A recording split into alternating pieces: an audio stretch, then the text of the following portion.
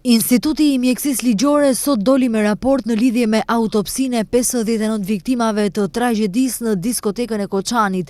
Drejtori Aleksandar Stankov tha se arsyeja e vdekjes së viktimave është ngufatja me gaz monoksid karboni, i cili është liruar nga djegja e materialeve të objektit.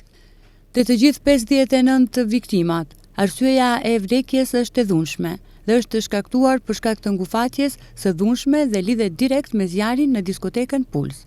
Të një pjesë e tyre janë gjetur të djegura të shkallës së parë dhe të dytë, te 3 ka pasur të djegura të shkallës së katërt. Megjithatë, arsyeja është ngufatja.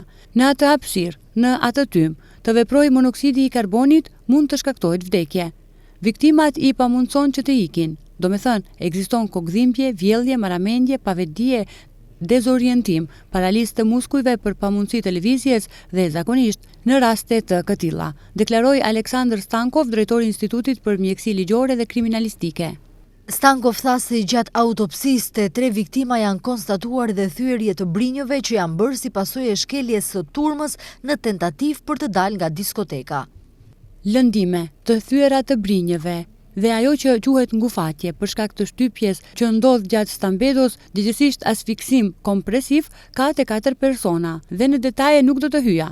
Megjithatë, ekziston frakturë të brinjëve, shenja të shtypjes që kanë sjellë deri tek ngufatja, tha Aleksandar Stankov, drejtori i Institutit për Mjekësi Ligjore dhe Kriminalistik. Paralelisht me kryerjen e autopsive, instituti ka kryer edhe identifikimin e viktimave edhe atë krahas metodave të njohjes dhe dokumenteve me test ADN dhe verifikim daktilografik apo gjurmëve të gishtërinjve. Që të kemi material për krahasim me ADN është formuar ekip i cili ka shkuar në Koçan dhe atë 2 herë. Atje është organizuar dhe është marrë mostra nga familjarë të afërm të viktimave për ADN, derisa disa njerëz që kanë jetuar në Shkup apo që janë drejtuar për në Shkup erdhën direkt në institut që të japin mostra për testim të ADN-s, u shpreh Aleksandar Stankov, drejtori i Institutit për Mjekësi Ligjore dhe Kriminalistik. Gjatë periudhës në vazhdim, mjekësia ligjore do të vazhdojë me kryerjen e analizave toksikologjike me qëllim të konstatimit të gjitha substancave në gjakun e viktimave.